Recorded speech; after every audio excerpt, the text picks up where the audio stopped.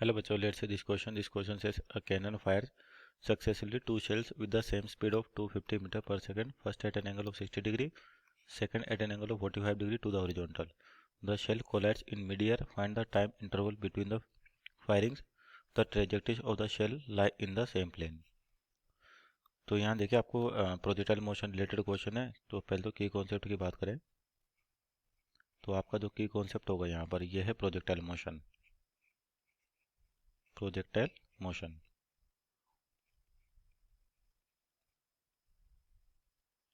अब यहाँ पर आपके पास कैनन जिसमें दो फायर हो रहे हैं और दोनों के लिए एंगल क्या डिफरेंट है. तो जिस तरह समझे कि मान लीजिए पहला फायर आपके पास इस डायरेक्शन में कितने डिग्री, 60 डिग्री पर, और यहाँ पे जो वेलोसिटी है कितनी, 250 मीटर पर सेकंड.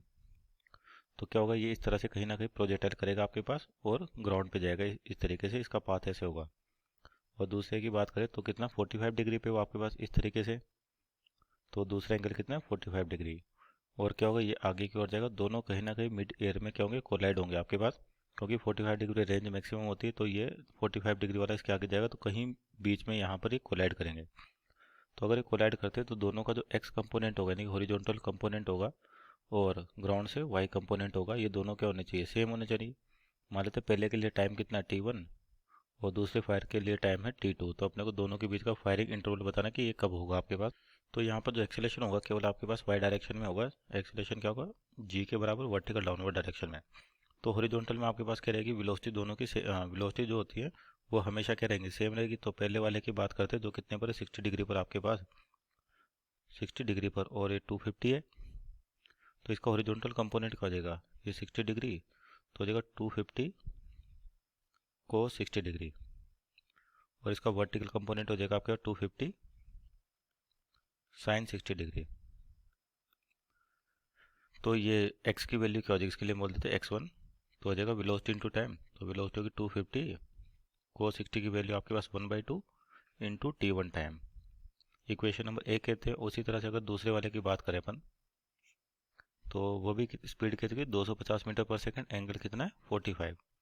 तो हो जाएगा 200 कोस 45, और इधर हो जाएगा आपका 250 250 कोस 45 और 250 साइन 45.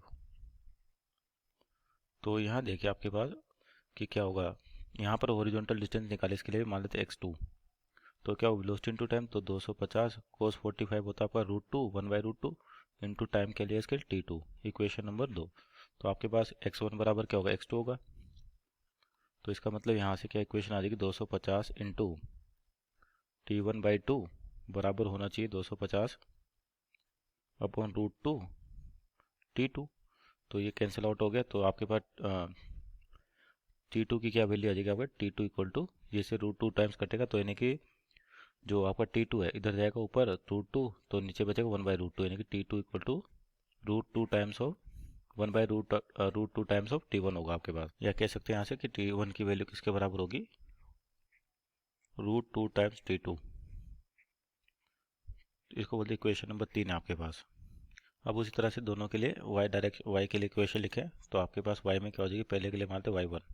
तो क्या होगा, ut plus half eighty square. तो आपके पास यहाँ पर y की वैल्यू कितनी है, uy की वैल्यू कितनी है, 250 साइन 60. तो यहाँ लिख सकते हैं अपन पहले वाले के लिए 250 साइन 60, और साइन 60 की वैल्यू √3/2 इंटू टाइम माना अपन ने t1, माइनस हाफ ए की वैल्यू माइनस जी के बराबर, तो हाफ GT स्क्वायर, यानी जी की वैल्यू 10 ले अपन तो t1 स्क्वायर. तो ये कितना हो जाएगा आपके पास, इसको बोल देते इक्वेशन नंबर 4 आपके पास. और उसी तरह से ये तो किसके लिए हो गया, पहले वाले पार्टिकल के लिए. दूसरे के लिए लिखे सेम इक्वेशन, मान लीजिए y2 u, उसके लिए u कितना है 250 साइन 45, साइन 45 कितना होगा 1/√2 इंटू टाइम कितना माना अपने t2 माना है, माइनस हाफ जी की वैल्यू -10 यानी कि minus into t2 square. Equation number 2 कहते हैं. अब आपका क्या होगा, y1 बराबर y2 होगा, क्योंकि दोनों अगर कोलाइड करें तो उनका x कोऑर्डिनेट और y कोऑर्डिनेट क्या होंगे, बराबर होंगे. तो यहाँ से क्या लिख सकते हैं अपन, 250 √3/2 t1 minus 5 t1 square equal to 250 250 1/√2 t2 minus 5t2 square.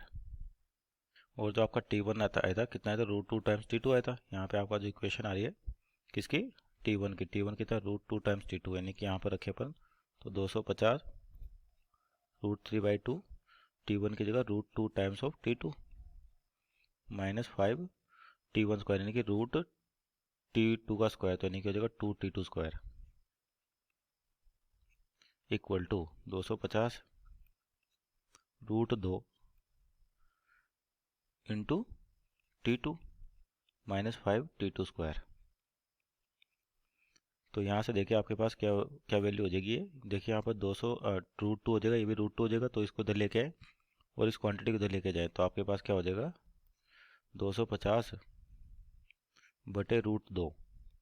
यहाँ से आपके पास क्या होगा, ये √2 हो जाएगा आपके पास, कट के कैंसिल आउट हो जाएगा, और इसको कॉमन ले दोनों में से, तो अंदर बचेगा कितना, √3 बचेगा, केवल एक √3, और इधर से 1 बचेगा। और इस वैल्यू को इधर लेके जाओ 10 प्लस का 10t2 स्क्वायर, और ये कितना हो जाएगा आपके पास 5 का t2 स्क्वायर। तो यहाँ पे t2 भी अपने पास एक, तो हो जाएगा 5t2 स्क्वायर। तो एक t2 से t2 कैंसिल आउट, तो इक्वेशन क्या हो जाएगी आपके पास, फर्दर सोल्व करें तो इससे ये 5 टाइम्स यानी कि 50, तो हो जाएगा 50 √2 इंटू √3 माइनस 1 इक्वल टू 5, और आपके पास 5 तो कैंसिल आउट हो गया, तो केवल बचेगा t2। तो यहाँ से सोल्व करें तो t2 की जो वैल्यू आ रही है तो ये हो जाएगी आपके पास 25.95 सेकेंड। तो ये t2 आ गया आपके पास। तो t1 कितना हो जाएगा, √2 टाइम्स होता है इसका, तो √2 से मल्टीप्लाई करें इसको, तो आ जाएगा 36.6 सेकेंड। तो अपने को चाहिए इंटरवल, तो दोनों के बीच का इंटरवल कैसे निकाल सकते हैं अपन, इंटरवल क्या हो जाएगा, इंटरवल t1 माइनस t2।